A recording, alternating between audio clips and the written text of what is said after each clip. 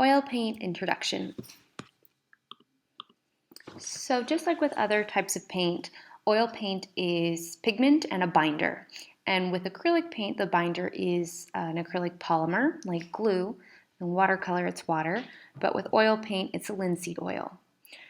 And the advantage or disadvantage, depending on how you look at oil paint, is that it dries really slowly. So this is a positive if you want your colors to stay wet and use them in another session, or maybe you want to blend one color into another color. But it could also be a disadvantage because maybe you've put down a bunch of a light color and you realized it needs to be black. If you just put in that black color into the white, since it's wet, you're going to get a bunch of grays. So it's also easy to muddy your colors because of this. Now it's important to know for oil paint that the mediums, or what we're going to wash our brushes with and thin out our paint with, are toxic. And so it's important that you're not putting them on your skin or leaving them there for a long period of time, and that if you are bothered by the smell, then please be sure to let me know that we need to open some sort of window.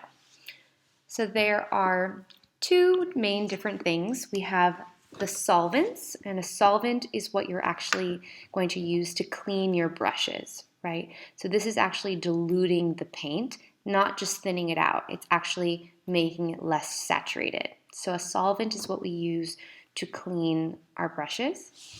And then we have mediums, which mediums you can use really with any kind of paint. And the idea of a medium is that it's changing the quality of the paint. So the oil paint medium that we use in this class helps thin out the oil paint a little more to make it even more smoothable. But you can buy mediums that make the paint dry quicker or make it more shiny. There are mediums for everything. So you'll keep your solvent in a jar that looks like this.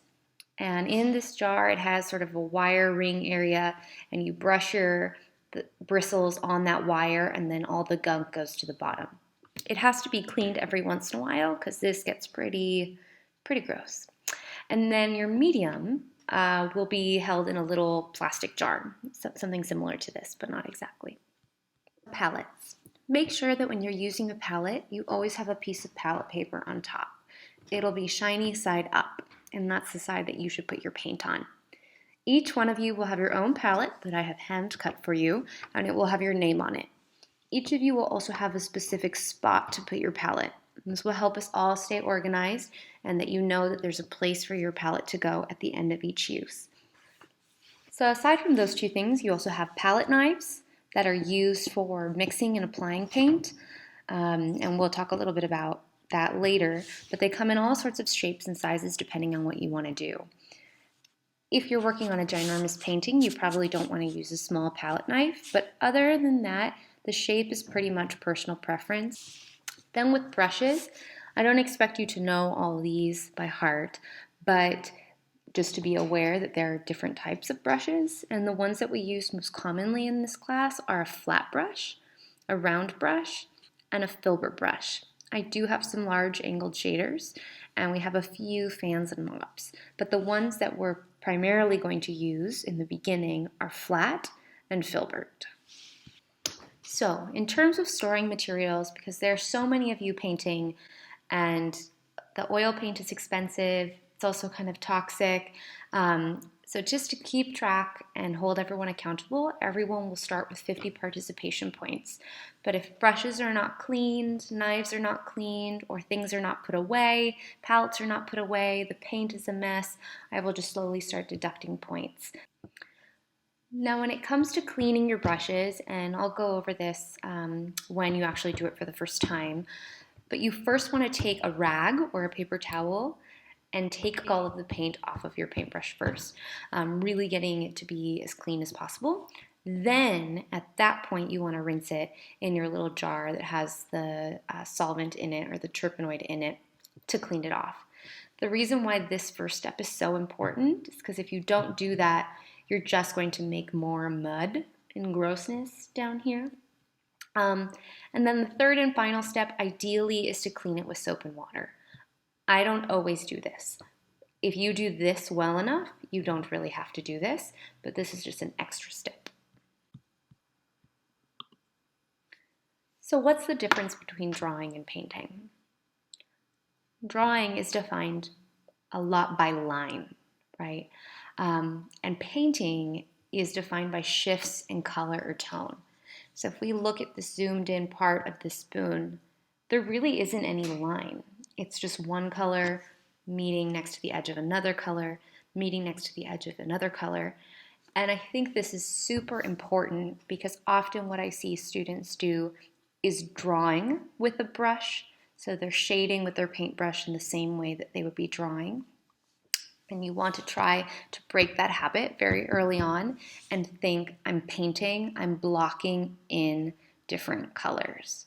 So the more you can think of blocking in as opposed to just shading, the better off you will be. So from this point on, whenever you are painting something, you need to look for the values. So everything that we're going to do for the next couple weeks is going to be about looking for value shapes. What's light, what's dark, what's darkest, what's the reflected light, looking for all those different values and marking them. Your drawings in preparations for your paintings should look like this. They should look like this, because what these shapes are indicating is a change in tone, which therefore means a change in value, which therefore means some sort of change in color. So your first small exercise is going to be doing a monochromatic shape or form. You have a couple different options to choose from, and I know it might not be the most exciting thing to paint, but it really is useful for learning how to draw with a brush, just getting familiar with the consistency of oil paint, being able to mark out and see those values, learning how to control using the palette knife, and learning a little bit more about soft and hard edges. Now, what I mean by soft and hard edges is a hard edge is where there's really no blending between two colors. So you have one here, one here. There's nothing that is sort of, bringing them together. A soft edge is where it's been smoothed ever so slightly. So in this case, the white and the black still have their own identity, but the edge has been softened and creates that little nice shade of gray. And a lost edge is where it's been blended so much that we don't even see the white and the black as their own distinct identities anymore. So the idea is that we go from having something like this that's more plainer, and when we soften those edges, we have something that looks a little bit more realistic. Ideally in painting, you want to have a combination of soft and hard edges. All hard edges is going to feel rigid and there's not going to be a lot of breadth to the painting, but if it's all soft, then there's not going to be a strong visual impact.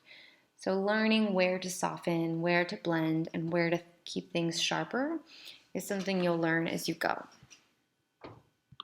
So next thing that you're going to do is watch the next video, and that'll walk you through your exercise number 1.